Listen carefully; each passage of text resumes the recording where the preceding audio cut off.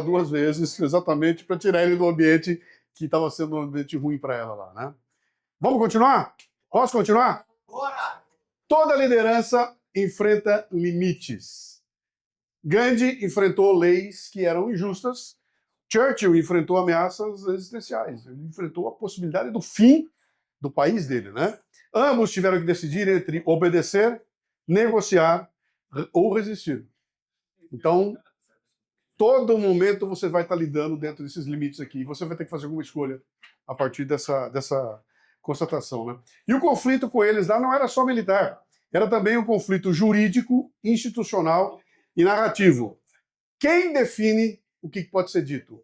Parem para pensar. Sabe, num ambiente como, por exemplo, você tem o nazismo. Quem é que define o que pode ser dito naquele ambiente, naquela situação, né? Você tem um país dominado por outro país de forma imperialista. Quem é que define o que pode ser dito? O que pode ser feito? O que pode ser contestado? Quem é que define? Alguém define isso aqui, né? E a liberdade é o campo da liderança. É em cima dela que a liderança precisa atuar, né? Sem liberdade de ação, não existe liderança. Sem liberdade de expressão, não existe coordenação coletiva. Então, quando a gente insiste, e vocês que me seguem e ouvem o Café Brasil, o tempo todo eu estou batendo nessa tecla, cara. Liberdade, liberdade. Quem não perdeu não sabe o valor que ela tem. A garotada que nunca perdeu a liberdade está disposta a trocar por uma graninha, tá? Me dá aí uma sensação de segurança, eu te dou um pedacinho da minha liberdade. Toma mais um pedacinho. E um belo dia você olha e não tem mais. E a gente cansou de avisar isso durante o tempo todo. Faz 4 anos que a gente fala. E agora você vê jornalista aparecendo na televisão com cara de bunda. Oh, pô, tá um pouco demais. Os caras estão vindo por cima da gente. Claro que estão. Você achava que não ia chegar nisso, cara? Você achava que não ia chegar em você? Então, essa constatação de que nós estamos fazendo uma luta pela defesa da liberdade, o Café com Leite é exatamente isso, cara. Eu quero que essa garotada tenha liberdade de ação, liberdade de agir e entender como é que o país funciona. É absolutamente fundamental para a gente poder praticar a nossa liderança, né? Por isso, eu quero convidar para falar conosco o André Marcília. O André está ali. O André é advogado, professor, especialista em liberdade de expressão, fundador da Lexum, primeiro advogado a atuar no inquérito da fake news. Olha só. Autor do livro Censura por Toda Parte, colunista no Poder 360 e comentarista no Oeste Sem Filtro. Um detalhe, peraí, um detalhe. Né? Obrigado. É uma das vozes mais coerentes para se ouvir hoje na mídia. Tá? Eu tenho vergonha, porque eu sou oriundo da mídia, eu também sou jornalista, e hoje eu tenho vergonha. Eu falo para os caras, não fala para minha mãe que eu sou jornalista, ela pensa que eu sou pianista num puteiro. Entendeu? Porque, cara, chegou num nível tal que dá vergonha. E o André é uma surpresa, porque ele entrou na mídia, e quando o André abre a boca lá, todo mundo se cala, porque além de um conhecimento tremendo, ele tem uma coragem para dizer o que precisa ser dito, que, cara, é de primeira linha. Então, com vocês, André Marcília. Seja bem-vindo, André.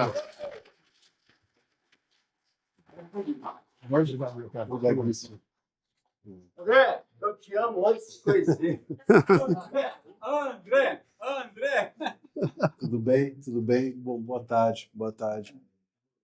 Obrigado pelo convite, prazer estar aqui com vocês. Eu mais vou, enfim, dar uma geral aqui e abrir, acho que para te bater um papo, né? Senão fica esquema aulinha, não é o caso, nem a minha. Aliás, isso é uma das razões também porque eu acabei migrando quase do direito, né? Hoje eu estou fazendo essa vida dupla, direito, no jornalismo, vindo do direito, mas um pouco... Mais perto. Opa. Isso aí. Agora sim? Um pouco também porque dentro do direito a vida é um saco, né? Eu digo que advogado não tem um que seja alguma coisa com a qual eu deseje conviver. Eu odeio advogado. Você é o quê? Claro, eu sou advogado. Jornalista. Os baianos lá. Pois é, mas pior que advogado, sou jornalista. Então, mas é brincadeira.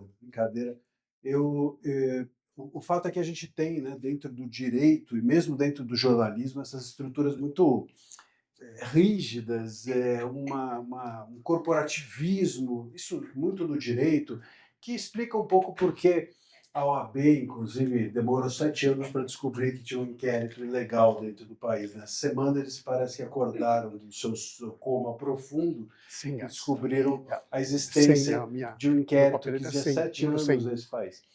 Mas, enfim, um pouco só para vocês explicarem, só para vocês entenderem, de fato, eu sempre trabalhei com liberdade de expressão obrigado. Eu sempre trabalhei com liberdade de expressão e acho que eu vou até botar uma cadeira aqui para mim. Por favor. Ficou andando para lá e para cá, aquele maluco. Vai ser um prazer de ser informal, assim. Pronto. Agora sim. Então, e aí em 2019 aconteceu o início, né, começou esse inquérito das fake news, esse 4781, e eu fui advogado da revista Cruzoé, que foi censurada à época com aquela famosa capa que todo mundo se lembra, o amigo do amigo de meu pai, que falava do Toffoli. O Toffoli, desde aquela época, está envolvido em alguma coisa. E quando aquela capa se referia ao Toffoli quando ele era AGU. Então ele não era nem ministro, já estava enrolado.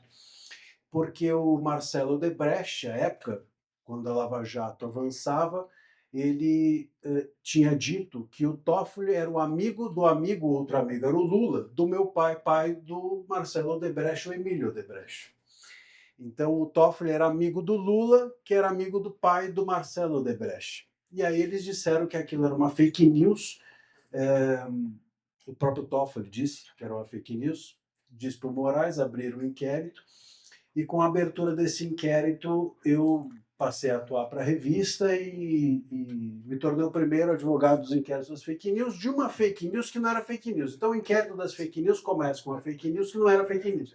Já começa bem. É difícil assim, né? E de lá para cá... Só piorou. Dali para frente foi só para trás, como dizem. É importante a gente entender o contexto desse inquérito. Por que aquilo começa em 2019? O que aconteceu ali? 3 coisas aconteceram. Primeiro, redes sociais. Em 2018, as redes sociais tinham bombado. As redes sociais não só passaram a ser alvo, a liberdade de expressão nas redes sociais não só passou a ser alvo, como também a política, os caciques começaram a entender que a liberdade de expressão dentro das redes sociais era uma moeda política importantíssima. Basta a gente lembrar que em 2018 você tinha o Alckmin, lembra do Alckmin? O Alckmin é aquele que sobrou na fotografia de todo mundo que morreu, aí, os terroristas todos, ele é aquele que sobrou, por enquanto. Por enquanto. Disseram até, né, que no plano lá, o suposto plano do golpe, queriam matar o Alckmin. Eu falei assim, eu acho que o Lula é que quis esse tempo inteiro matar o Alckmin, mandou pra puta que pariu. O cara foi pra tudo quanto é lugar bizarro, só não morreu realmente porque... Mas o Alckmin lá em 2018, ele ainda era tido como de direita, né? Ele era PSDB, o PSDB era tido como de direita. Né? E lá, em 2018, o Alckmin tinha toda uma coligação de tempo de TV, etc. Enfim, ele tinha toda a estrutura para se eleger e ele teve 4% das intenções de voto. E o Bolsonaro, e boa parte da direita, se elegeu com as redes sociais sem um segundo de TV. O Bolsonaro, o máximo que ele tinha de TV era participar da Luciana... Como chama? Gimenez. Luciana Gimenez, Luciana By Night, discutindo com a Nani People e o Agnaldo Timóteo. Era o tempo de TV que davam para o Bolsonaro naquela época e ele se elegeu. E boa parte da direita ali em 2018 também se elegeu com as redes sociais. Ou seja, a política olhou para aquilo e falou assim, redes sociais é uma moeda política e a liberdade de expressão é o que atravessa, é um instrumento para essa moeda política existir. Não é à toa que junto do inquérito em 2019 veio o que mais? Veio a necessidade do Estado, na cabeça deles, de regular as redes sociais, que até hoje eles estão tentando. Até hoje. Então, o plano é o inquérito e as redes sociais. E tem uma outra coisa que surge ali. Então, surge a liberdade de expressão e redes sociais como uma moeda política. Você tem o surgimento de uma direita, que até então a gente achava que era o PSDB. Né? Todo mundo fala assim, não, eu sou de direita. Quem que você vota? Eu voto no Fernando Henrique Cardoso. Puta. né? Nunca foi de direita, sempre foi um cara de esquerda dentro do armário, né? Aliás, todo cara meio isentão, eu sempre digo, o isentão, em geral, é um cara que está no armário. Sai do armário e vai para a esquerda. Nunca vi ninguém sair do armário e ir para a direita. Desce do muro sempre pro lado esquerdo. Desce do muro e vai para a esquerda. Diga. Viado também é. Também. Ah, os identitários, né? Enfim, também. E aí nesse contexto, tem uma terceira coisa. A direita tem a questão da moeda política e tem um outro ponto que é muito importante, que surge nessa mesma época, e que é que vinha junto da Lava Jato, né? Lava Jato, nessa época, era ainda Lava Jato forte, que era a tal da chamada, não sei se vocês lembram, lava-toga. O que era a lava-toga? A lava-toga era exatamente os escritórios dos familiares de ministros. E por que eles foram para cima da Cruzoé? A Cruzoé era um braço do antagonista da época, que era uma espécie de veículo que dava muita voz para a Lava Jato. Então era isso. É por isso que foram para cima da Cruzoé. É por isso que foram para cima do antagonista. Foram tentar calar. Hoje o antagonista, nem sei se existe ainda, nem a Cruzoé. Mas saiu tudo. Antigamente você tinha ali o Cláudio Dantas, o Mário Sabino, tinha o Mainardi. Brasil Paralelo também apareceu. Não, mas não. Um pouco depois, eu acho, né? Não, foi depois. Mas nesse contexto, portanto, uma direita se formou, assustou politicamente, e você tinha essa questão da lava-toga que pegou muito forte, sobretudo Gilmar Mendes, que tinha a mulher dele que era sócia de um escritório famoso em Brasília e no Rio.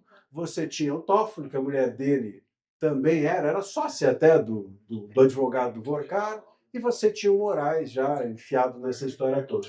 Então, quer dizer, esse é um contexto que fez com que as autoridades e o STF se voltassem contra a gente.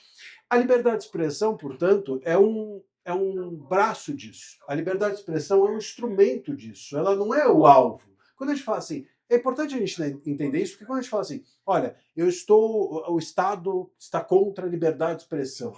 Eles não estão contra a liberdade de expressão, eles estão contra aquilo que a liberdade de expressão pode resultar.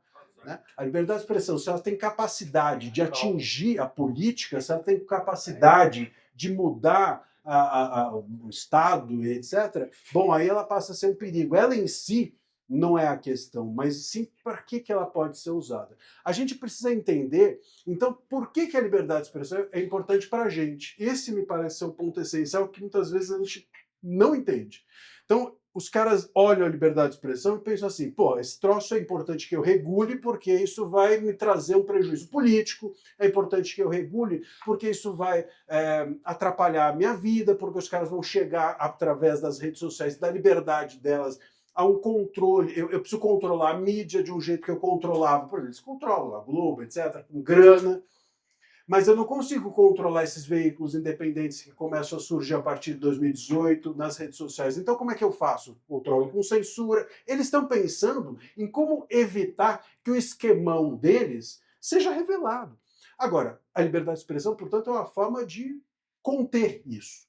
Agora, e para nós? Por que a liberdade de expressão é importante? Porque muitas vezes eu participo de uma porrada de eventos e sempre a mesma pergunta aparece. Como defender a liberdade de expressão? Aí eu pergunto, o que é liberdade de expressão? A pessoa não sabe dizer. Pô, primeira coisa, como você vai defender um negócio que você não sabe o que é? Não tem como. Então, a grande questão é por que a liberdade de expressão é importante para a gente. Se eles entenderam, desde 2018, e vem atacando a liberdade para conseguir controlar o esquemão deles, a gente quer defender para quê? Qual é a vantagem que a gente leva? Essa me parece ser a grande questão. É uma questão que nós não temos uma resposta objetiva. Por mais que a gente esteja aqui alinhado com diversos pontos, que a gente tenha uma mesma visão política, que a gente queira a mesma coisa para o país, mas você pergunta o que é liberdade para você, cada um aqui vai ter uma resposta diferente. Não é? E esse me parece ser um ponto relevante. Eu, desde aquela época, falava, por exemplo, o seguinte: liberdade de expressão vai ser um problema econômico, por exemplo. Óbvio, pô, se você não tem liberdade para se expressar, como é que você vai ter liberdade para empreender? Claro, né? Agora, faz um ano, eu começo a ser chamado para podcast de economia. Então, os caras têm podcasts de mercado. Agora, eles descobriram que sem liberdade não dá para fazer negócio. Pô, não é óbvio? Mas por quê? Porque eles não tinham a resposta do que eles querem fazer com a liberdade. O que você quer com a sua liberdade? Que liberdade você quer defender? Como você não pensa nisso, você não tem a resposta. É a velha história lá da Alice no País das Maravilhas, todo mundo conta esse trecho, mas é bom mesmo. A Alice chega e fala lá pro chapeleiro, fala, ó, escuta, eu quero sair, eu quero fugir, alguma coisa assim. E aí o chapeleiro fala, não, mas para onde você quer ir? Né? E ela fala, para qualquer lugar. Ele falou, bom, então você para qualquer lugar, qualquer caminho serve. Né? Eu quero ir para algum caminho. Qual? Qualquer um. Então, qualquer caminho serve. Se você não sabe onde você quer chegar, qualquer caminho você pode pegar, vai ser indiferente. Onde a gente quer chegar? Porque são esses os caminhos que são relevantes para a gente trilhar. Muitas vezes eu vejo políticos até mesmo de direita, eu defendo as liberdades e tal, e você vai ver e não defende liberdade, nem sabe o que é liberdade. Outro dia eu estava vendo um político de direita dizendo o seguinte, tinha um projeto lá, ele estava fazendo um projeto que impedia que no intervalo das aulas os alunos ouvissem funk. Eu acho uma merda funk. Eu concordo em termos de gosto, mas em termos de princípios, eu estava discutindo isso outro dia. Eu falei assim, um cara que proíbe você de ouvir funk, um aluno de ouvir funk no intervalo, como é que ele vai depois querer dizer que o intervalo bíblico é possível? Pô, você não pode ouvir funk, então não pode ouvir a Bíblia? Não pode ouvir Beethoven? Porque aí você fala, não, mas não dá para comparar funk com a Bíblia. Então, mas aí é a questão de gosto. Aí a questão não é mais de princípio. A questão de princípio é se o aluno tem liberdade individual ou não para ouvir o que ele quiser. Ah, mas ele não está dentro da sala de aula. Não é uma escolha do material. É uma escolha do pai. O pai não ensinou o cara a ter bom gosto musical. O problema é dele. Cada um tem a casa que pode ou que merece. Né? Então, em termos de liberdades, por exemplo, esse parlamentar que teve essa ideia é um imbecil. E é de direita. Então, assim, adianta eleger só gente de direita? Adianta a gente ter um Senado de oposição? Mas qual é a oposição? Será que a oposição entende o que é ser oposição? Entende o que é defender liberdades? Entende o que é ser de direita? Tem muita gente que acha que ser de direita é ser religioso. Nós somos democratas. Tem um monte de religioso de esquerda. A gente viu aí outro dia o cara querendo expulsar a mulher quem era a favor do Nicolas, não teve uma igreja, um padre? Então, quer dizer, é necessário que a gente compreenda o que são as liberdades, quais são essas liberdades a serem defendidas e mais. Não é só na estrutura do Estado, é na cultura. Às vezes a gente fala assim, eu vou só votar, eu vou votar na pessoa, eu vou votar, esse ano eu vou mudar o país porque eu vou votar. Não, se a gente não tiver, por exemplo, reuniões como essas, se nós não compreendermos a importância de nos formarmos, enfim, o cara ler, o cara ir atrás, o cara botar o filho dele, o filho de vocês, para compreender melhor quais são os valores. Alguém estava falando aqui sobre valores antes de eu chegar, assim que eu estava chegando. Pô, nós precisamos entender quais são os valores que nos unem. A esquerda tem isso de cor.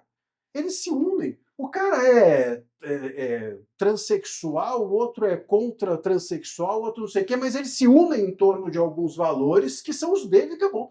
E se viram. A gente aqui passa o dia brigando um com o outro e tal. Por quê? Porque não sabe quais são os valores que nos unem.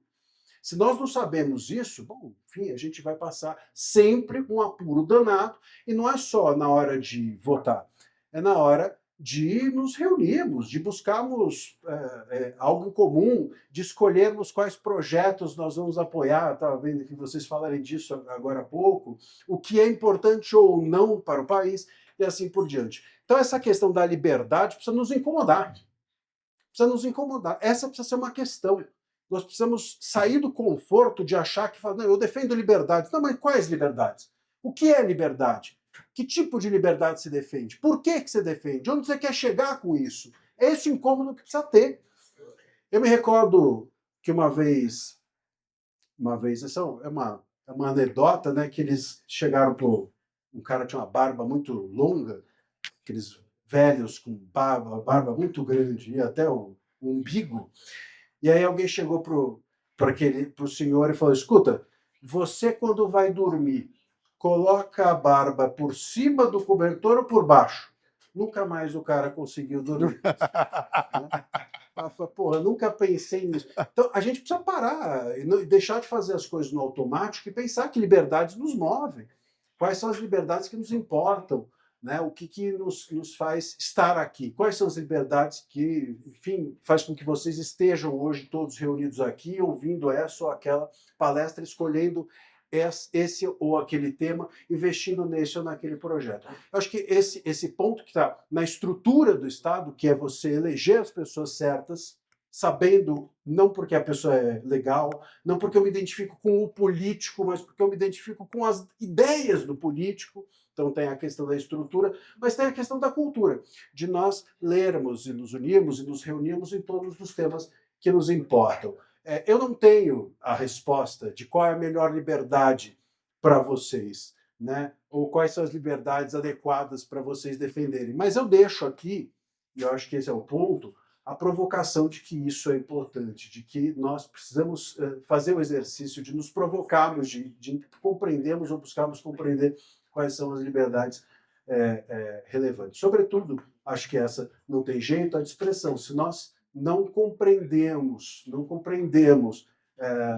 que a liberdade de expressão é estrutural de uma democracia, sem liberdade de expressão não tem como buscar um Estado livre e democrático. Bom, a partir dali você vai recheando, como colocando bolas de enfeite de Natal na sua árvore, você vai buscando as liberdades que mais são relevantes para vocês. Mas a liberdade de expressão aí você precisa defender com unhas e dentes se você é uma pessoa que pretende viver no Estado democrático. André, você tem na situação uma... Quer dar um campo? Talvez a pessoa não está te ouvindo. Sim, não vou. Hoje a gente tem na liberdade de expressão e uma discussão que a gente tem em vários grupos, quando você fala de redes sociais. Eu queria saber a sua opinião sobre se as pessoas das redes sociais, aqueles que fazem postagem, eles têm que ter lá o CPF dele registrado, etc., ou se o anônimo, né, aquele cara que eu não consigo identificar e que colocou aquela mensagem, seja ela fake news, não, opinião ou não, etc. Qual que é a sua opinião sobre isso? Se você acha que as redes sociais deveriam ter, quando eu me cadastro na rede social, eu tenho que colocar o meu CPF? Olha, essa questão do anonimato, né, a Constituição proíbe, veda o anonimato. Aliás, quando fala de liberdade de expressão, na Constituição diz exatamente isso, que a liberdade de expressão é livre, a ideia, a manifestação é livre, vedado o anonimato. Então está lá claro, vedado o anonimato. Portanto, você precisa aparecer, dizer quem você é, para que você possa ser responsabilizado porque eventualmente se sentir ofendido. Essa é a única restrição. As redes sociais hoje trabalham mal com isso. Para elas, quanto mais restrição, mais difícil mais burocrático é fazer com que, enfim, eles vendam os produtos deles. Isso é muito ruim, mas é a única coisa que eles deveriam entregar. Né? O anonimato não faz sentido e não é constitucional. Mas, Agora, é relevante esse negócio que eu estava falando, né, de você defender o princípio, mas eu vejo muito, por exemplo, nas redes sociais, pessoas falando assim, por exemplo, quando, sei lá, a Globo é censurada, alguém fala, olha só, mereceu. Pô, se você defende o princípio, você não pode ficar feliz com a censura de alguém, né? Ou, eu sempre falo, se você é de direita, o auge para você, o grande teste da liberdade de expressão é se você consegue compreender que o Janones tem direito a falar. Né? Aquele Pedro Rousseff. Né? Então, assim, eu, por exemplo, na semana passada me chamaram num podcast chamado Inteligência Limitada, daquele Vilela, Rogério Vilela, e para debater com o Janones. E eu fui. Achei o Janones até muito brando. Eu cheguei rasgando na cabeça dele, achando que ia ser um... E ele veio brando. Ficou até meio desproporcional. Pô, acho que eu fui agressivo com o Janones.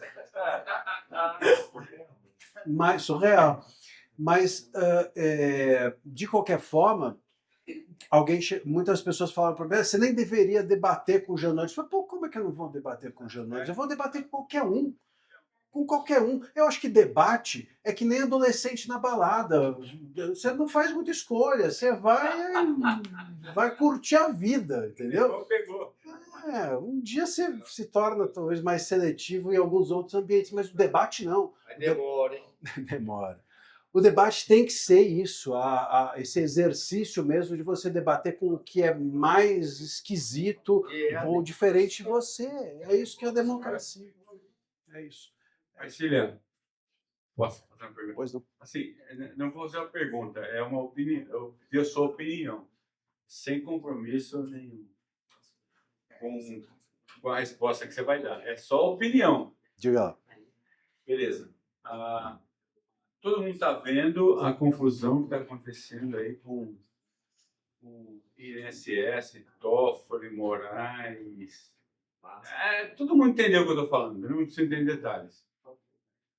Você acha que é possível que o próprio STF ou o sistema vigente resolva esse problema, ou é necessário uma disrupção? Ou seja, eu vou explicar melhor o que quer dizer com disrupção.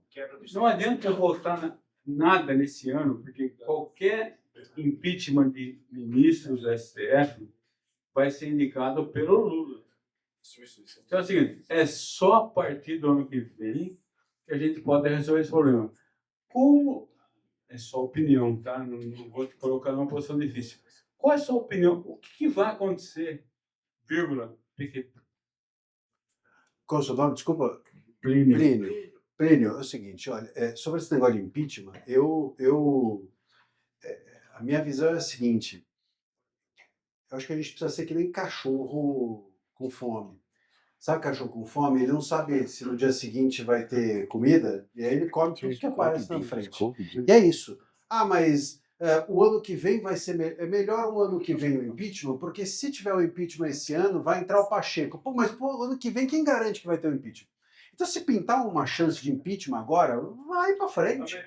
Vai pra frente, é que nem cachorro. O cachorro faminto. O cara não sabe se vai ter comida amanhã. Come hoje o que aparecer na frente. Como se não houvesse amanhã. Como se não houvesse amanhã. Porque se nós tivermos esse ano, se agora a gente tivesse um impeachment de ministro do STF, tem uma coisa que eles não vão conseguir barrar, que é o precedente que isso causa. Se vocês olharem para trás, no impeachment do Collor, aliás, tem um documentário bem legal, acho que é da Globoplay, inclusive, chama O Caçador de Marajás, que mostra bem esse período do impeachment do Collor, de ascensão e queda do Collor. Quando houve o primeiro, todo mundo tinha medo. Puta, um impeachment, se tiver um impeachment de presidente, acabou de sair do regime militar, é capaz então de voltar ao regime militar anterior. Bom, foi para frente. Teve o impeachment do Collor. A partir dali, todo presidente passou pelo risco de impeachment. Você abre a porteira. Ninguém mais fica com medo de impeachment. Então, se tiver um impeachment de um ministro hoje, pode dar errado no dia seguinte. Sai o Toffoli e eles colocam um pior, se é que é possível. Não importa. Não importa. Né? Não importa porque abriu a porteira. Dali para frente, a gente consegue empreender impeachment de uma forma melhor. Em cima do que ele falou, você talvez eu esteja te colocando numa fogueira. Estou acostumado. Você acha que é possível resolver esse escândalo, esse nível que chegou ao STF, que eu acho que é o maior poder que existe hoje, o ápice do poder no Brasil, dentro dos meios legais, ou para resolver isso tem que ter uma ruptura, uma quebra do status quo? Dentro das 4 linhas? Isso. Você acha que é possível resolver isso dentro das 4 linhas? Olha, hoje, a minha questão é se existem as 4 linhas. Boa. Né? É uma questão ainda anterior. Porque eles machucaram tanto a Constituição. Ontem o Gilmar Mendes deu uma decisão que é uma das coisas mais absurdas que eu já vi na minha vida. Né? Eu estava para entrar no ar não era nem na Oeste. Amanhã, aliás, ontem nem era um dia que eu fazia o Oeste Sem Filtro, eu fui convocado, mas eu ia entrar na Band News para dar uma entrevista sobre um outro assunto. Aí veio esse negócio do Gilmar. E eles me mandaram a decisão. Eu nunca imaginei que fosse tão bizarro quanto aquilo que eu estava vendo. Então você tinha uma decisão, o Brasil Paralelo, era um caso da Brasil Paralelo de 2021 sobre a CPI da Covid, o caso já tinha encerrado, estava arquivado, o cara arrancou, reabriu o caso, exumaram o processo, mais ou menos isso, para dar uma decisão para o camarada Toffoli.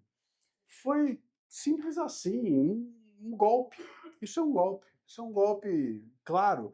O Gilmar é um golpista, é isso que ele fez, é isso que ele faz. Aliás, ele é o capo, né? Mas existe ou não existe? Então, Dentro das então, dentro das 4 linhas, a gente precisa riscar de novo o chão das 4 linhas para resolver dentro das 4 linhas. Ou seja, o que eu quero te dizer é o seguinte, não tem como hoje você resolver esse problema sem que o STF seja enquadrado. O STF precisa ser enquadrado de alguma forma.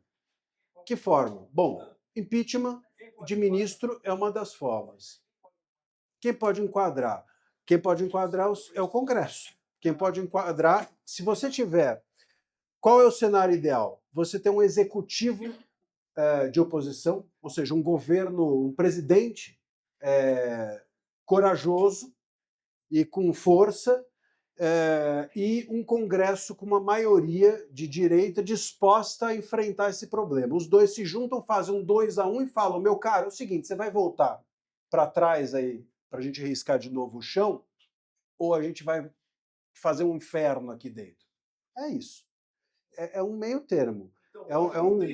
Hoje, do jeito que está desenhado, não tem jeito. Hoje nós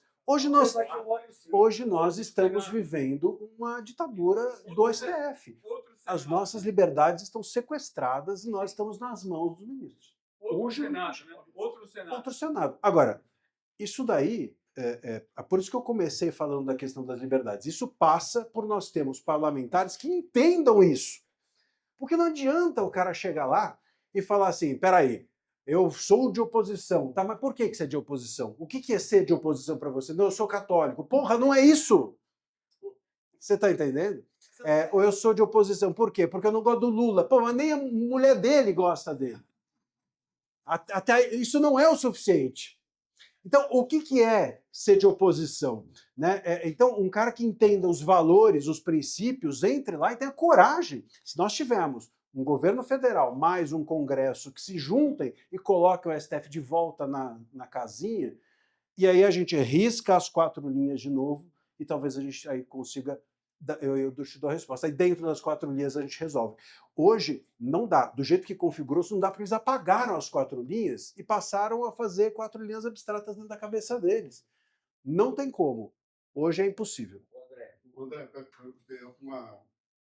vou voltar no tempo um pouquinho. Né? Agora eu sou como um cidadão que não conhece os membros aí, perguntando como um jurista, tá?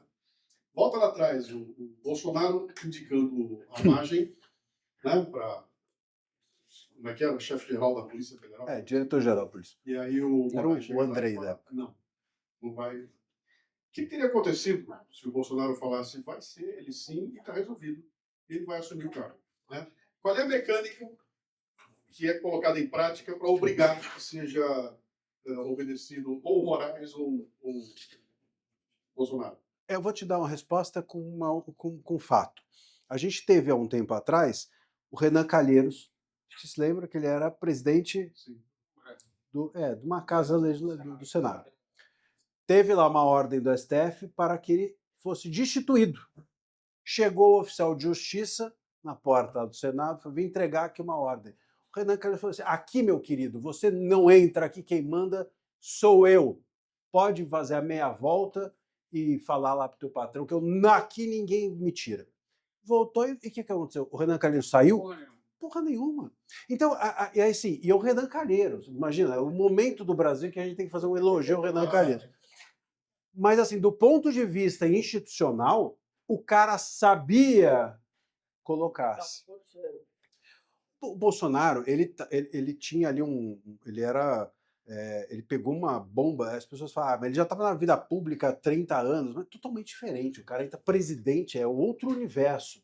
Então é um susto um pouco, eu não sei se se tinha uma compreensão, por exemplo, que o Renan Calheiros passou a vida inteira tendo, do que é se colocar institucionalmente dessa forma, mas nós fomos perdendo isso. Então você cita esse fato. Eu estava vindo agora com um Uber, um Uber, e ele me conhecia e tal, e começou a falar, o Congresso foi perdendo a força e tal, e a gente foi lembrando alguns fatos, e ele tinha razão. Ele fala assim, lá quando houve a prisão do Daniel Silveira, referendada pelo Congresso, o Congresso se ajoelhou. E eu falei, é verdade, mas antes disso, eles caçaram, em 2021, Francisquini, que era um deputado do PL, porque ele tinha falado de urnas.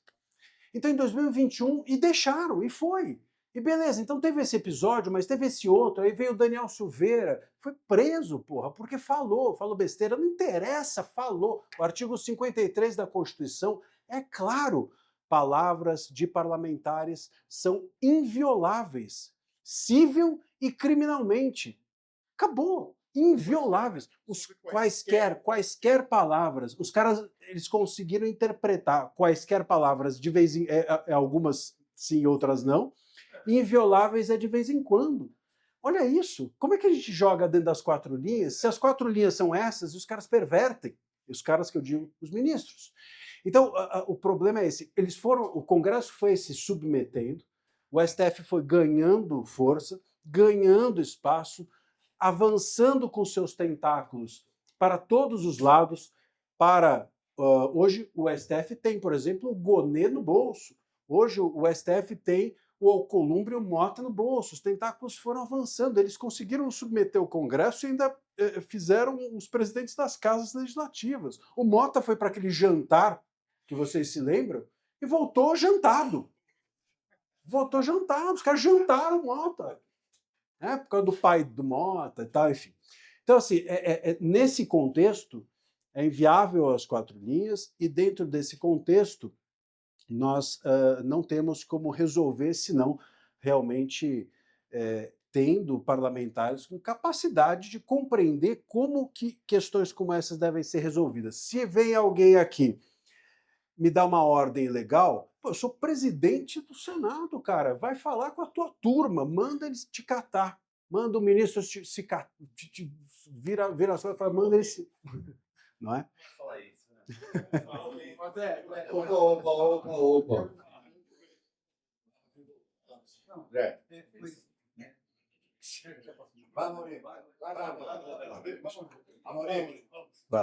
André, olha só, para mim, não sou um estudioso assim da política, mas 2014 foi o ponto da Dilma. Quando Lewandowski lá falou que a Dilma poderia, né, ser uma eleita, né, no caso. Manteve os direitos políticos. Ali foi o ponto que nós, brasileiros, vacilamos, vamos dizer assim, e falamos, pô, peraí, meu, por que o Collor foi assim e a Dilma é assado? Né? E aí, 2 perguntas. Isso, e a segunda pergunta é assim, hoje, a minha vontade é de ir embora do Brasil. Não tenho mais aquela sensação de que é o país do futuro. Não tenho. Eu lembro, pequenininho, assim, meu pai falava, filho, aqui é o país da oportunidade. Meu pai era descendente de europeu. Mas hoje eu não sinto nenhuma vontade de continuar aqui. Aí a pergunta é, cara, a gente vai se manter dentro das 4 linhas ou vai continuar essa situação que o STF criou e ninguém vai enfrentar, ninguém vai... Se você está aqui, eu acho que você tem vontade de ficar assim. Né? Senão não estaria aqui. Então, é claro que dá vontade da gente ir embora, etc., a gente desanima, mas os gestos que vocês todos estão fazendo, que nós todos estamos fazendo, de estarmos aqui reunidos, eu acho que é o gesto importante. Né? Estamos aqui falando de política, estamos aqui falando de mudança, estamos aqui projetando possibilidades. Esse gesto é assim, mais importante do que 90% do que as pessoas fazem. Isso é relevante, é isso que muda. Se essa iniciativa que a gente está tendo aqui agora fosse multiplicada por 1000, pô, cara, seria outro país. Então, é mudar a cultura para mudar a estrutura. E aí a estrutura dialoga com a cultura, que é o que a esquerda faz. Só que a esquerda faz isso há 100 décadas. Como é que funciona? A gente tem aqui essas reuniões, tal, não sei o quê, pipipi, aí elegem-se pessoas, tá? Beleza. Nesse ano tem uma maioria de direita. Aí a maioria de direita dialoga com as pessoas que estão aqui. E aí cria-se um elo. Esse elo vai manter. É isso que a esquerda fez por décadas. A esquerda hoje, ela, quando não está no poder, ela tem as universidades. Vocês estavam falando aqui de federal, antes de eu chegar, eu estava ouvindo, e é isso, os caras conseguiram fazer com que as federais se tornassem polos de esquerda completos. Não precisa ter ninguém de esquerda. Não precisa ter ninguém no comando. Não é porque o reitor é de esquerda. Tem, fica do Rio Grande do Sul, aquela maluca, mas não é, sei lá como chama aquela mulher. Vocês sabem quem é, né? A gente sabe quem é, mas não sabe o nome. Putz, graças a Deus, a gente sabe o nome. Mas não precisa ter uma reitora daquela. Você consegue manter a estrutura porque as pessoas estão acostumadas, os alunos exigem, a pessoa abaixo do reitor é assim, se não é o abaixo, enfim, aquilo já está viciado, está contaminado, vamos dizer assim. Então, você tem isso dentro das universidades, você tem isso dentro das ONGs, você tem isso dentro das redações de jornais, você tem gente, empresários que colocam dinheiro nessas ONGs e na publicidade desses veículos de imprensa e assim por diante. Então o cara não... Você tem isso nos ministérios? Pois é, mesmo que a pessoa não esteja no poder, a cultura ela está formando-se em torno da esquerda. E aí o próximo governo é eleito por aquela cultura. Isso é que a direita ou a oposição precisa aprender a fazer. Hoje, dentro do país, se você pega o empresário ele põe a verba publicitária dele num veículo de esquerda e fica reclamando da esquerda depois. Porra, cara. O cara do agro vai lá e põe dinheiro no veículo da esquerda e depois reclama que...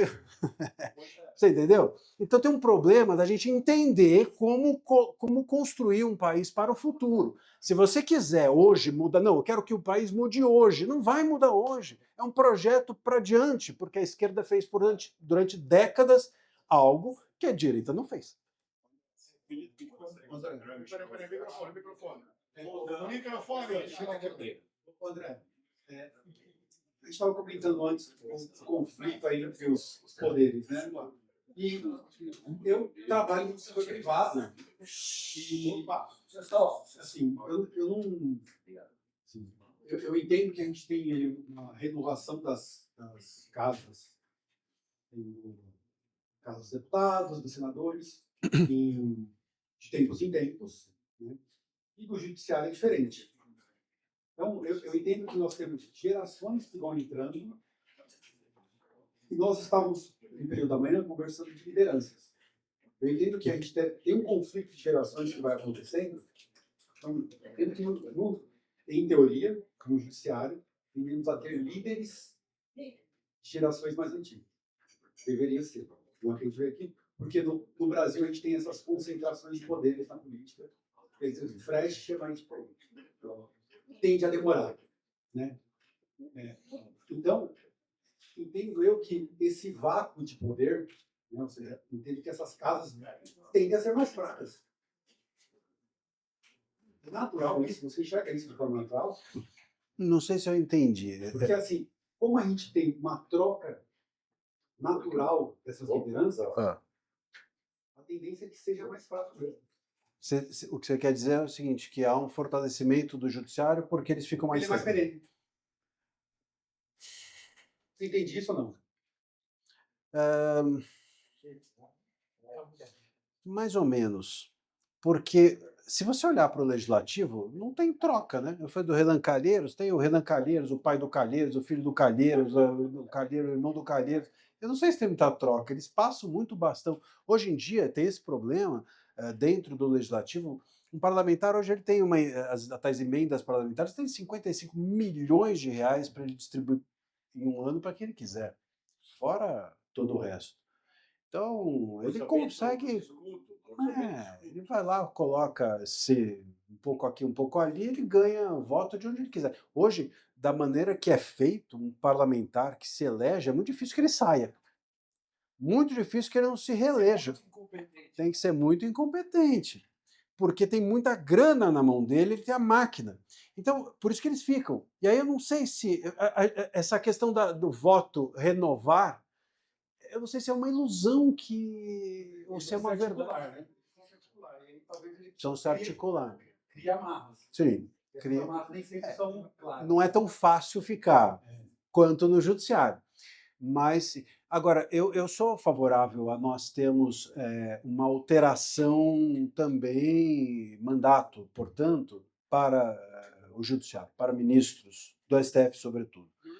Não só, e o recall, que é uma possibilidade interessante também. Mas não é só isso.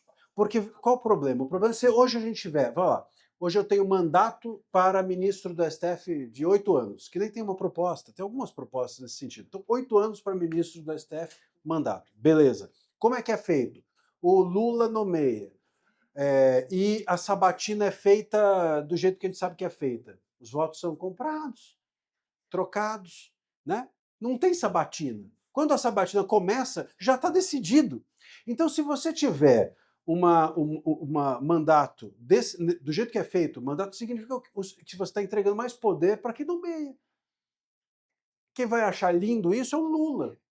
Pô, mais gente que eu vou nomear, porque daqui a 8 anos, então sai esse, sai aquele, vai ter mais gente para ele comprar. Então, esse é o grande problema. Não pode ser só isso. Acho que tem que ter uma alternância de poder no STF, porque o poder, ele, sobretudo num país mais subdesenvolvido, ele corrompe. Eu fui casado durante 5 anos com uma juíza. E eu conheci. Ela era bacana, não tenho nada a reclamar dela.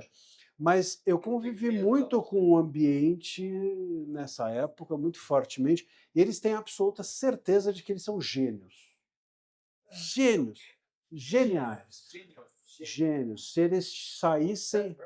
Eu ouvia, ficava no ar a ideia de que se eles não estivessem ali como juízes, eles estariam. Um era CEO da Nestlé, o outro era CEO da Coca-Cola. Não tinha a menor dúvida de que estariam num cargo. Você entendeu? Então tem essa. Por quê? Porque vivem numa bolha. E aí a gente tem bizarrices, como a gente viu essa semana, daquela ex-magistrada que sustentou no STF falando que eles não têm lanchinho. Olha, a gente não tem lanchinho. Pô, a mulher tinha recebido R$1 milhão nos últimos meses, não tem lanchinho. Pô, pelo amor de Deus. Mas é isso. Isso só é possível numa bolha. Essa bolha de poder é muito complicada. Eu estava conversando outro dia com um jornalista, amigo, e ele dizia que uma vez ele entrevistou o Fernando Henrique. O Fernando Henrique ainda era presidente, e ele perguntou para o Fernando Henrique o seguinte: o que o senhor sente falta da época que o senhor não estava no poder? E ele respondeu: maçaneta. Maçaneta? Ele falou assim: eu não consigo mais pegar numa porra de uma maçaneta. Sempre alguém vai lá e abre a porta para mim. Então o cara não tinha mais o hábito de ser uma pessoa normal, um ser humano comum, de abrir a própria porta. Tinha sempre alguém que abria para ele. Essa coisa do vício do poder é muito ruim. Então eu acho saudável a renovação para isso, para o cara voltar para a vida real, pelo menos um pouco. Ainda que depois ele retorne para o poder. Mas ficar eternamente, o cara entra, como a gente tem esses ministros agora, o cara tem 40 anos e vai ficar até os 75. 70 é muita coisa, muita coisa. Então, essa renovação é saudável, mas não pode ser só isso. Você acha que a quantidade de pessoas é o ideal? Quantidade de ministros? Do jeito que está hoje, podia ser um só, né? Mandante, eu tenho aqui uma pergunta. Enorme. nós nos encontramos na situação em que nós encontramos, porque parece que na esfera de poder parece existir um sistema de conluio. Todo mundo ali conhece o podre do outro, né? E parece que hoje o foco desse conluio recai sobre o Alcolumbre. O que se sabe desse cara, né? Qual que é o podre que ele tem, se você sabe disso, e que mecanismos o Senado tem para se livrar desse cara, para fazer com que ele saia de cima lá de todos os pedidos de impeachment que ele está engavetando. Olha, ele não vai sair, nem ele nem o Mota.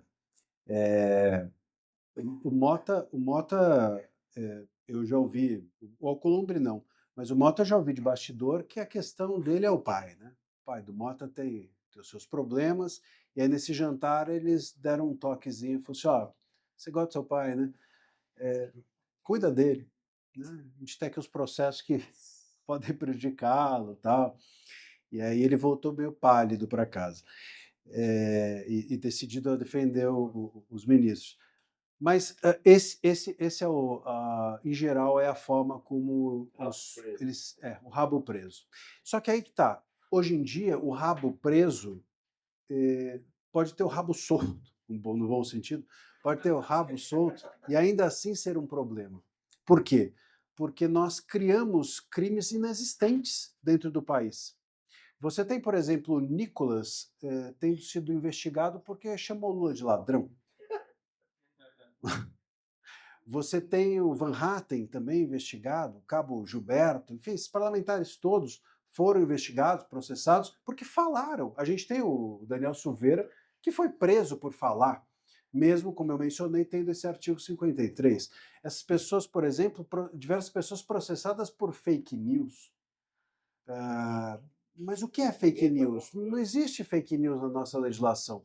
Gente acusada de negacionismo, mas onde que está isso? A gente não tem na nossa legislação nada que diga respeito a fake news, nada que diga respeito a negacionismo, nada que diga respeito a boa parte das coisas que as pessoas todas, os políticos, foram acusados, processados, investigados e muitos deles presos. Então o rabo pode nem estar preso, mas eles sempre estão na mira do STF. E então aí entra o outro problema. A questão do mandato girar é importante? Mas a questão do foro privilegiado, a prerrogativa de foro, como a gente fala, também é importante ser repensada. E outras tantas. Então, é uma reforma do judiciário que é necessária. Não tem uma medida pontual a ser feita que vai resolver. Porque é isso. Nós, durante 7 anos, permitimos que, ou talvez mais, se a gente pegar, por exemplo, o Lewandowski já relativizando o impeachment da Dilma, muito antes, nós temos aqui nós todos ficamos, entre aspas, confortáveis enquanto o STF, durante esses anos todos, avançou demais. André, minha pergunta é um pouquinho mais no passo que a gente falou atrás. Você falou de que maneira o sistema está muito institucionalizando os operadores e de que maneira a gente consegue fugir disso. Então, por exemplo, eu sou professora federal do Paraná de Direito Constitucional.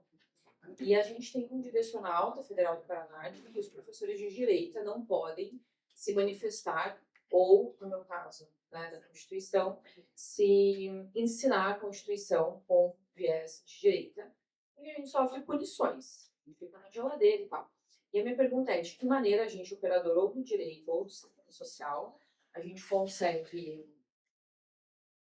não ser corrompido pelo sistema que corrompe a gente? Porque nos últimos 5 anos em que eu lecionei, eu não falei sobre a direita, porque são geladeira e deixo, né, de trabalhar no caso. Mas não falar sobre isso também é um problema, porque mexe com os meus valores e os meus princípios. Então, de que maneira eu consigo estar dentro de um sistema que é corrompido, não ser corrompido, mas também não ser demitido? Qual o seu nome, desculpa? Jéssica. Jéssica. Esse me parece ser um problema central, porque hoje, dentro das universidades, eu acho que talvez seja o pior lugar onde tudo isso aqui que a gente está falando ocorre. Eu não consigo mais dar aula. Eu parei. Pegou. Eu parei por completo. E nos lugares onde eu dava, meu curso sumiu. Então eu dava uma aula aqui na ESA, que é uma escola ligada ao AB, e o meu curso sumiu. Então, não tem. Hoje, as universidades. Eu me lembro que uma aula que eu estava dando sobre censura, uma aluna de cabelo azul, ela. Sempre azul. Ela, era quando o Dino, inclusive, tinha mandado destruir um livro. Lembra disso? E ela começou a aula sobre censura na pós-graduação da faculdade. Ela levantou a mão e falou: professor, mas censura de vez em quando não é bom? Eu falei: puta, hoje vai ser difícil. Na hora. Na hora. Já sentiu. Hoje vai ser difícil. Então, assim, hoje, dentro das universidades, é o pior lugar para qualquer discussão como essa. Quando me perguntam, você já sofreu censura? Outro dia um jornalista, até da CNN, falou assim: vou perguntar para você em off. Falei, diga, você já recebeu algum recado de algum ministro do STF? Eu falei, não. E aí eu fiquei pensando, será que eu devia ter recebido? Eu acho que eu fiz alguma coisa errada, então.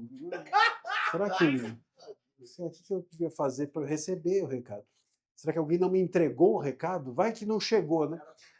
Era para eu correr, era para eu correr e entrar em greve. Então, mas não, nunca tive, claro, não advogo no STF, quando alguém procura por algum caso no STF, fala, não, melhor procurar outra pessoa. Tal. Mas as censuras que hoje eu recebi, eu posso dizer que recebi, foram dentro da universidade e dentro da OAB. Então, infelizmente, a universidade é o último lugar onde o debate é bem-vindo hoje em dia. Portanto, a minha resposta a você é: a carreira acadêmica é para quem não está disposto a se posicionar. Pelo menos não se posicionar de uma maneira que não seja a que se espera, que é uma maneira esquerdista. Se você hoje é uma pessoa de direita, ou que tem um viés político diferente do da esquerda, não precisa ser nem de direita, dentro das universidades o convite é fique calado. Eu conheço diversos professores que me procuram e dizem isso. Concordo com você, mas não posso falar. Concordo. Não é? Eu não posso responder a sua pergunta. É isso. Eu recebo, por exemplo, Jéssica, alunos me procuram nas minhas redes sociais dizendo o seguinte: professor, eu sei que o senhor não é meu professor, mas eu não consigo falar com algum professor. Eu posso fazer uma pergunta sobre o meu TCC ou sobre o meu mestrado? Posso falar com o senhor? Porque o meu professor é inviável. Então, os alunos estão órfãos, os professores têm a sua liberdade sequestrada dentro das universidades, infelizmente. E aí, qual é a solução disso? Não tem como a solução partir, a não ser que você deseje falar, bom, que se dane, vou comprar a briga, ainda que isso me custe, como de alguma maneira eu, sem planejar, fiz. Mas, se não, a única alternativa é isso que eu mencionei, de você criar, ou de nós todos entendermos que, de empresários entenderem que é importante ter universidades de direita, com professores que pensem diferente, de você ter o governo compreendendo que não dá para viver, não permitir-se que a federal se transforme, as federais se transformem no que se transformaram, enfim, nós nos estruturamos de uma forma diferente, mas isso vai levar muito tempo. Oi. Você falou agora há pouco, né, que a gente precisa se juntar com brasileiros e tal, e eu acho que eu gostaria de adicionar uma frase: sem esperar por salvadores da pátria. A gente precisa se juntar como nação. Agora, você falou também dos professores, né, meio Capitão Nascimento, né, ou você quer falar? Pede para sair. Não, você se omite ou você vai para a guerra. Eram três que eu não lembro qual era. Mas vamos lá, a pergunta era a seguinte: eu já escutei de mais de um comentarista de rádio, confesso que eu não vou lembrar os nomes, não concordo muito, mas queria ouvir a tua opinião, que na época do Sérgio Moro se criou uma visão de, digamos, super juiz, ou mesmo de alguém super-herói que, mesmo fazendo, aparentemente cometeu alguns deslizes como ele cometeu, tudo bem, desde que seja para o bem, né? E que, por causa disso, os juízes do STF acabaram tendo esse poder todo. Eu queria saber de você o que você pensa a respeito. Olha, eu não posso acreditar que os ministros do STF se influenciaram pelo Moro, até porque eles criticam o dia inteiro. O Gilmar disse que houve tortura no país na época da Lava Jato, chorou, o Gilmar chora muito, chorou, ele chora e toma água, né? Toma um pouco d'água, ele volta a falar, deixa eu tomar de novo, e disse, inclusive, que chorou em razão do Zanin, né? O Zanin brigou tanto na época da Lava Jato. Então, enfim, se eles acham tudo isso, se eles veem a Lava Jato como eles veem, inclusive eles simplesmente soterraram a Lava Jato, o próprio Toffoli, não posso acreditar que eles se influenciaram pelo Moro. Só que a questão é a seguinte, o Moro ele era um juiz de primeira instância, e se houve erros ali, esses erros tiveram toda a chance de serem consertados. No STF, não. Então, para mim, essa é uma questão básica. E não tem problema se você erra e você é um juiz de primeira instância, mas se você é um juiz de última instância ou de única instância, você não pode errar. Ou você não pode passar por cima das regras como o STF passou durante esse tempo inteiro. E não concordo que o Sérgio Moro inventou essa figura do juiz herói e tal, porque a gente já teve antes dele, por exemplo, o Joaquim Barbosa, no mensalão, e que teve mais ou menos a mesma repercussão. Isso é um troço meio cultural nosso. Essa ideia do salvador da pátria que você mencionou, a gente enxerga isso na política o tempo todo. Precisamos sempre ter uma pessoa, né? Isso é uma espécie de sebastianismo, né? Que se a gente olhar lá para trás, o passado de Portugal, talvez seja uma herança que a gente recebeu, mas no judiciário isso começou já em Joaquim Barbosa. Então, se o Moro participou disso, não foi como primeiro, né? Foi mais ressaltado. Talvez ele tenha sido uma desculpa. Vamos usar isso como desculpa. O cara foi... Usaram ele de super, eu vou ser super também. A gente sempre tem o que eu acho que o STF entendeu é que ele precisava concentrar poder.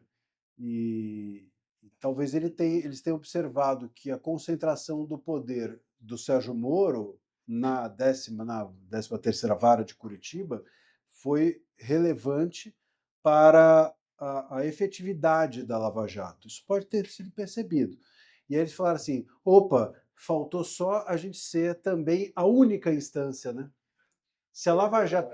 Agora, outro dia eu ouvi de um... Quando você escuta, perdeu, mano. Quando o quê? Quando você escuta, Perdeu, mano.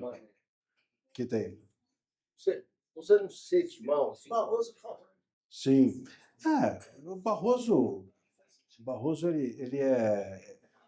O Barroso ele só é bom cantando, né? Forte.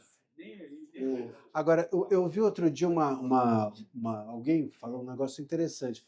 Falou, talvez a Lava Jato, aí pode ser talvez até a Jéssica, que é... Você é do Paraná? Vocês são do Paraná? E eu vi isso de um paranaense. Ele me falou o seguinte, tem uma questão com a Lava Jato, que é o seguinte, se fosse em São Paulo a Lava Jato, né, ou no Rio de Janeiro, talvez não tivessem massacrado tanto aquilo que aconteceu na primeira instância. Ele diz assim, não, porque o Paraná tem, nacionalmente pode ter sido visto como um interior ou qualquer coisa assim. Não sei. Não sei. Não teria surgido. André. Embora o Paraná seja incrível, eu adoro Curitiba. Ficar no nosso time aqui. O Zula vai fazer a pergunta dele, eu faço a minha, a gente encerra a participação do André, tá bom? Bom. André, hoje a gente começou, uma das primeiras palestras que a gente teve foi falar sobre Gandhi e sobre Churchill. E Gandhi com a resistência dele, né, pacífica, contra leis injustas. Então, eu acho, escutando a Jéssica, escutando você como professor, primeiro que a gente percebe que existe uma demanda enorme de estudantes falando assim, eu não quero isso que estão me jogando goela abaixo, eu sou contra isso, e o sistema está me oprimindo. Você acredita que seja capaz, a gente consiga fazer uma resistência pacífica no Brasil contra porque as nossas leis não são injustas, a gente tem lei pra caramba e cada um, na verdade, a gente tem uma interpretação injusta. Você acha que a gente tem essa capacidade, que a gente vai conseguir, que isso pode ser um caminho para nós? Porque, assim, Cara, a demanda existe. A gente já teve aqui o Denis Xavier, que foi professor de filosofia, vive falando isso, assim, chega gente para mim e eu preferi sair da universidade, dar aula fora, por essa demanda. Ele tem lá a Sociedade da Lanterna dele, cheia de gente, muitos daqui já participaram. Você como professor falando isso, a Jéssica como professora falando isso. Você acha que isso pode ser um caminho viável como sociedade? A gente não vai ter um Gandhi, mas da nossa sociedade talvez conseguir se rebelar contra o sistema, ou seja, uma das maneiras da gente brigar contra, né, voltar às linhas do STF. Né? Falar assim, cara, isso aí está errado, a gente não aguenta mais. Porque está um negócio, eu não consigo ver um Alcolumbre dançando, dando risada, eu tenho vontade de vomitar. Aqui é um negócio bizarro. Eu não consigo ver uma universidade, que a palavra universidade vem de universal, pensamento universal, tendo um pensamento tão unilateral, tão estreito e assim, horrível. Ou seja, a gente deturbou tudo, a gente está num troço bizarro. Eu não sei se a gente não tem como uma saída nossa é Gandhi. Hoje, Luciano falando de Gandhi, eu penso nisso, ou seja, a gente não tem leis injustas, a gente tem um judiciário injusto, a gente tem um sistema injusto. Como é que a gente consegue se rebelar a isso? Entendeu?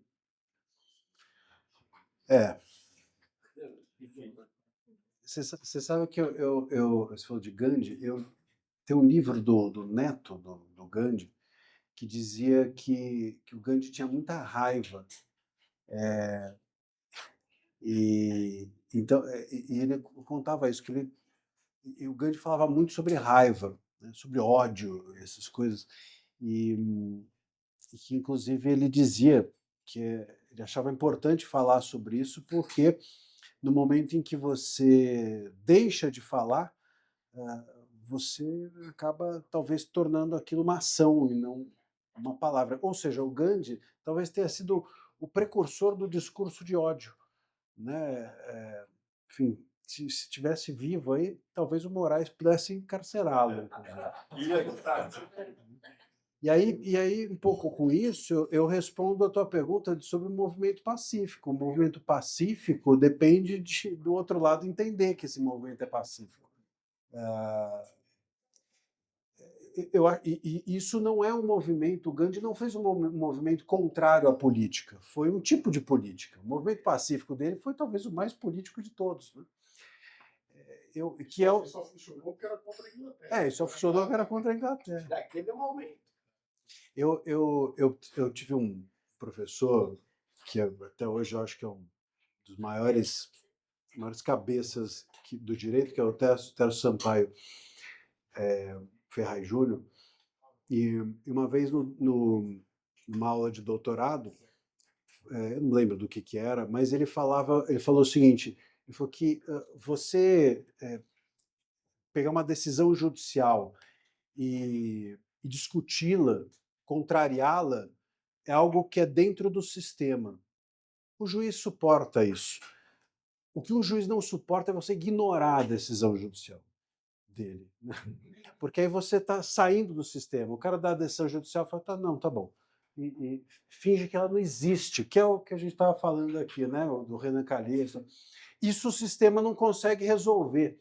Então, é curioso, são curiosas essas soluções que não são internas ao sistema. Então, eu pego uma decisão e recorro, não sei o quê. Mas se eu pego uma decisão e ignoro? Tem um livro ótimo, que acho que é do Melville, chamado Bartleby, o Escrivão. E nesse livro é um cara que ele é mandado embora. O cara chega e manda ele embora, o funcionário, e ele fala, acho melhor não, o funcionário. E o cara fala, não, mas eu estou te mandando embora. Mas eu acho melhor eu ficar. E aí ele falou, não, ele expulsa. O cara, no dia seguinte, ele chega, o cara está lá. Opa, tudo bem e tal, e trabalhando, normal. Falei, não, mas quem deixou você entrar? Falei, não, acho melhor eu ficar. E o cara vai ignorando a ordem.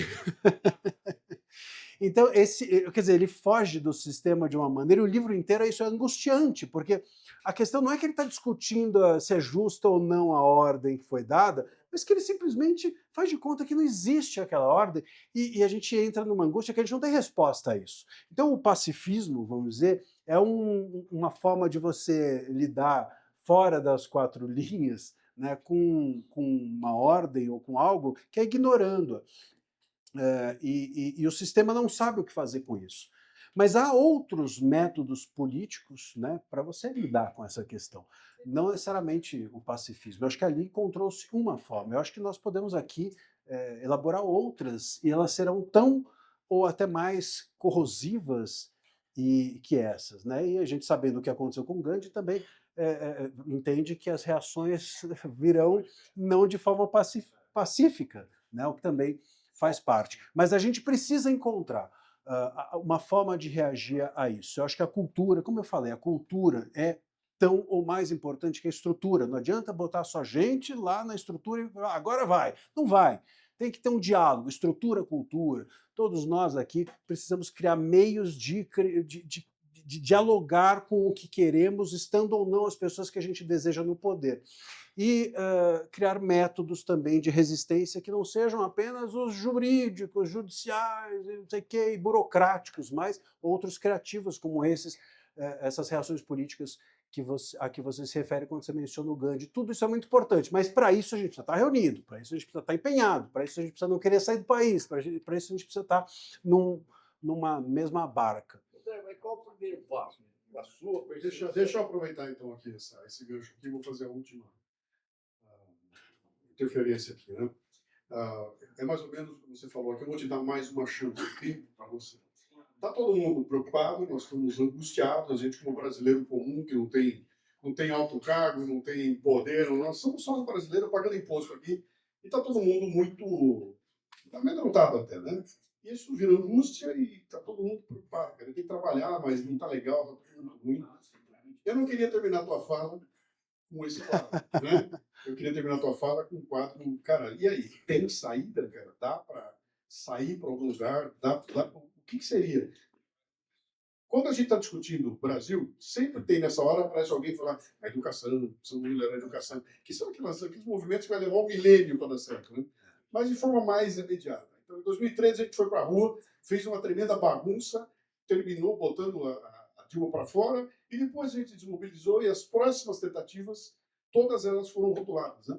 Se vai para a rua, é com a camisa amarela de um lado, com a camisa vermelha do outro, e aquela mobilização como país, ela não está acontecendo mais, né? Eu queria terminar com você, então, com alguma pegada para... Há razão para ter esperança, há razão para a gente fazer isso. Há uma luz, alguma coisa assim? Não, luz, sem dúvida. Eu não quero deixá-los desanimados, não é isso. Mas a gente precisa... É a história do cara da barba. Né? A minha ideia é que a gente comece a pensar se a nossa barba está para fora do cobertor ou para dentro do cobertor. Né? Agora, aí você me pergunta, mas qual é o certo? É botar para fora do cobertor ou para dentro do cobertor? Não importa. O que importa é a gente começar a pensar, né? Se a nossa barba, na hora que a gente vai dormir, se a gente está no automático ou não. Eu não sei se eu tenho uma resposta e se existe uma resposta correta para o que é possível fazer, né? Porque eu mesmo me enfiei nesse ambiente todo político, vamos dizer assim, jurídico, jornalístico, sem querer, totalmente sem querer. Eu fui contratado pela revista Cruzoé em 2019, me tornei com isso o primeiro advogado dos inquéritos. Depois disso, os caras me tiraram lá, eu tinha uma coluna na Cruzoé e me tiraram, aí o pessoal do Poder falou assim, então vem para cá. Eu comecei a escrever uma coluna no Poder, de repente os caras da Gazeta do Povo, você não quer participar de um programa? Eu participei de um programa, daqui a pouco eu estou no Oeste, enfim, eu não programei nada. Eu não cheguei e falei assim, agora eu vou fazer isso, isso, aquilo.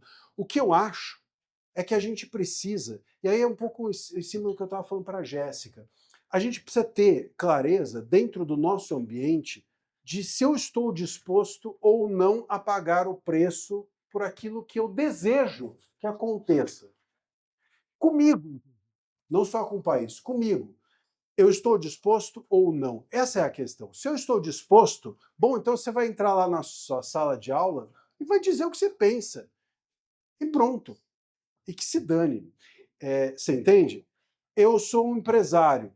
Eu estou disposto a pagar o preço? Estou. Bom, então eu vou criar isso aqui, por exemplo, que vocês criaram. Eu vou botar dinheiro em projetos que eu gosto. Eu vou investir nisso aqui. Não tem como a gente pensar que, como eu mencionei, que é só eleger pessoas. Não é isso. Mas também não tem como a gente pensar que eu preciso fazer algo grande, porque também tem isso. Eu quero fazer algo. Eu escuto muito gente chegar para mim e falar assim: como é que eu faço algo assim como você fez? Eu falo: eu nunca pensei em fazer nada. A gente simplesmente vai andando. Então, o que está próximo de você é o grande ponto. Está próximo de mim esse projeto? Eu vou botar dinheiro nesse projeto. Está próximo de mim essa palestra? Eu vou assistir a palestra. Amanhã tem uma manifestação. Quem é que vai na manifestação? Então, esse é o ponto. Essas coisas todas estão próximas. Só que a gente não vai. Por quê? Porque a gente quer ter... eu quero fazer algo que é um grande propósito. Eu não quero ir na manifestação. Eu quero estar em cima do caminhão e arrebanhar multidões. Isso não vai acontecer assim. Eu quero mudar o país para esse ano, para tudo acontecer amanhã. Não vai ser assim. Então você tem que olhar o que está próximo de você, que está na sua cara. Com certeza tem algo na sua cara para você fazer. E aí você precisa decidir se quer ou não pagar o preço daquilo. Para mim é muito claro que é isso. É muito claro que é isso.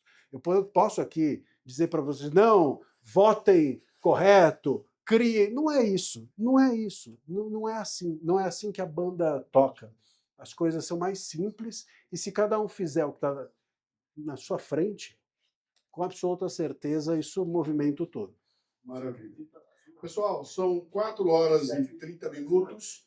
Nas urnas? O Marcília nos deu 2 horas da vida dele. Quando eu convidei, ele não perguntou quem eu era. Eu só contei para ele o que tinha aqui e imediatamente falou, cara, eu estou com vocês. Eu queria agradecer de montão ao aqui.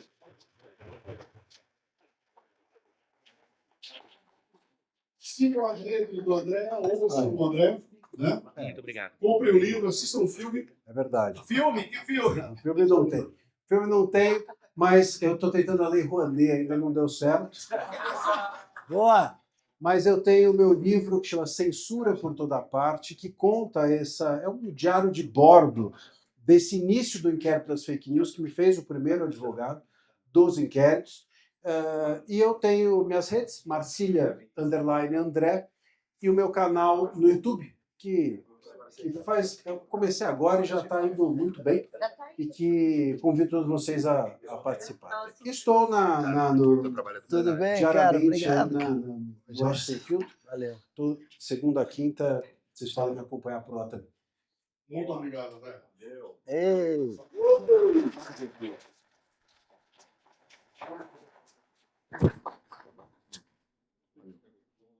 Boa sorte, meu caro. Tamo junto.